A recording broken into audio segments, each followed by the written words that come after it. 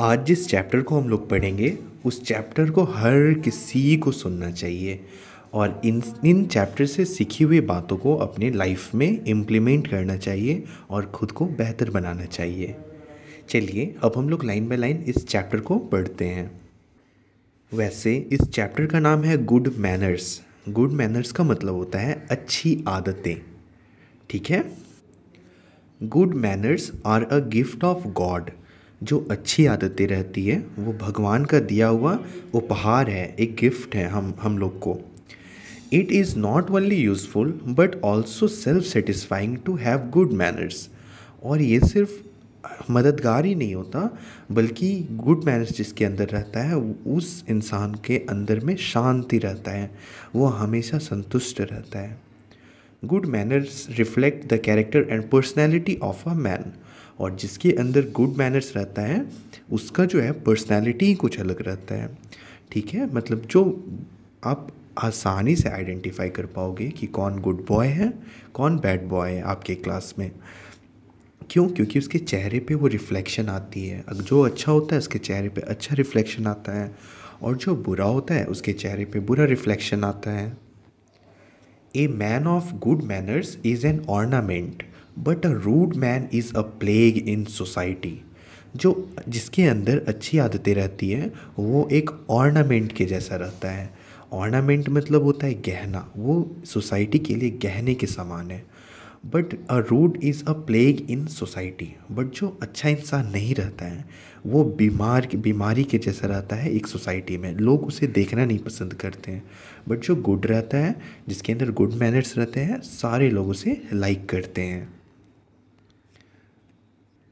There is a famous saying, एक बहुत ही मशहूर कहावत है, मैनर्स मेक द मैन। जो मैनर्स होता है वही इंसान बनता है। जिसके अंदर मैनर्स रहता है वो इंसान बनता है। बाकी सभी आदमी तो हैं ही ना, बट जिसके अंदर मैनर्स रहता है वो इंसान बनता है। इसका मतलब क्या हुआ? It means that good manners are the ornament of an action. जो अच्छी आदतें रहता है वो एक्शन का गहना है, जो भी हम काम करते हैं उसका एक ऑर्नामेंट है। Civility and courtesy are the greatest value to man. There are a better possession than wealth, beauty or talent. Wealth से बढ़कर यानी कि संपत्ति से बढ़कर, ब्यूटी यानी कि खूबसूरती से बढ़कर, और टैलेंट यानी कि जो टैलेंट होता है, खूबी होती है, उस सबसे बढ़कर होता है गुड हैबिट्स। जिसके अंदर गुड हैबिट है वो सबसे बेस्ट होता है। So, equipping ourselves with good manners will imply that we have to educate ourselves by learning from others and use all the wealth and talents lying inactive within us to acquire good manners. तो अगर आपको अभी तक आपका talent क्या है वो नहीं पता चला है तो एक बहुत ही सिंपल तरीका है जिससे कि आपको ये पता चल पाए कि आपका टैलेंट क्या है। वो ये है रास्ता कि आप जब गुड मैनर्स अपने अंदर लाओगे, आप सभी काम को टाइमली करोगे, सभी चीज़ को अच्छे से करोगे, तो आपके अंदर जो छुपा हुआ टैलेंट है वो खुद पे खुद बाहर आ जाएगा टाइम के साथ साथ। ठीक है। Good manners refer to the way in which something is done. Good manners कहते हैं किसी भी चीज़ को अच्छे से की, जो भी चीज़ अच्छे से किया जाए उसी को गुड मैनर्स कहते हैं। It denotes the mode of action और procedure. It includes customary behavior or conduct, habitual practice, moral character, modes of life, distinctive variety of temperament and disposition, rules of behavior, outward learning and attitudes. तो अगर मैं बोलूँ आपको कि manners मतलब होता है कि जो भी काम आप अपने डेली लाइफ में करते हो, सुबह जो आप जगते हो, आप किस तरीके से खाना खाते हो, खाना खाने के पहले आप हाथ हैंड वॉश करते हो या नहीं, अच्छे से हाथ धोते हो या नहीं, तो ये सारे मैनर्स हैं। तो अगर आप सुबह टाइम पर उठते हो तो आपका वो गुड मैनर हो गया, और अगर आप लेट से उठते हो तो वो आपका बैड मैनर हो गया। अगर आप खाने से पहले हैंड वॉश नहीं करते हो, हाथ अच्छे से नहीं धोते हो, तो वो बैड हैबिट हो गया, बैड मैनर हो गया। और अगर आप ये सारे काम करते हो, हाथ धोते हो अच्छे से, तो ये सारे गुड मैनर्स हो गए। इन सिंपल वर्ड्स, अगर आसान भाषा में बोले, to have good manners means to do thing in the right way. तो गुड मैनर्स उसी चीज़ को कहा जाता है जिस चीज़ को आप सही ढंग से करते हो। To behave properly and to talk politely. तो जिस तरीके से हम लोग बात करते हैं, अगर हम लोग बिहेव कर रहे हैं प्रॉपरली और अगर दूसरों से बात कर रहे हैं पोलाइटली, तो ये क्या है, ये हमारे गुड मैनर्स हैं। Thus, it covers the whole range of our conduct in relation to our neighbor. Especially such conduct will be noticed by them. और अगर आपका बिहेवियर अच्छा रहेगा तो आपका जो भी पड़ोसी है या फिर आपके क्लास में कोई क्लासमेट या फिर जो भी कलीग है आपका, वो आपको नोटिस करेगा। मतलब वो देखेगा, अरे ये तो बहुत अच्छा लड़का है, ये तो बहुत अच्छी लड़की है। ठीक है, समझ रहे हो ना। A child may be very noble, but if he or she is not mannerly in his or her conduct and behavior, he or she is liable to be misunderstood because he or she cannot be agreeable to those with whom he or she comes in contact. इस line का यह मतलब है कि आप अगर बहुत अच्छे हो, ठीक है, आप नोबल हो, पूरा बहुत शांत हो, सब कुछ हो, बट अगर आप बिहेव अच्छे से नहीं कर रहे हो ना, तो जिसके भी कांटेक्ट में आप आओगे वो आपको पसंद नहीं करेगा। तो इसीलिए आपको मैनर्स सीखने चाहिए, ठीक है, गुड मैनर्स सीखने चाहिए। पर आप गुड मैनर्स सीखोगे कहाँ पे? So home is the nursery of good manners. घर जो है वो नर्सरी है गुड मैनर्स सीखने के लिए। जैसे कि आप अगर अभी पढ़ पाते हो तो आप स्टार्ट किए होगे नर्सरी क्लास से ही ना, तो वो नर्सरी में आप ABCD सीखे थे, और आप घर पे अपना गुड मैनर्स सीखोगे, क्योंकि घर ही है नर्सरी जहाँ से आप अच्छी अच्छी बातें सीखोगे। आपके मम्मी पापा आपको अच्छी अच्छी बातें सिखाएंगे, उन बातों को अगर आप ध्यान में रखोगे तो आप गुड मैनर्स सीख जाओगे।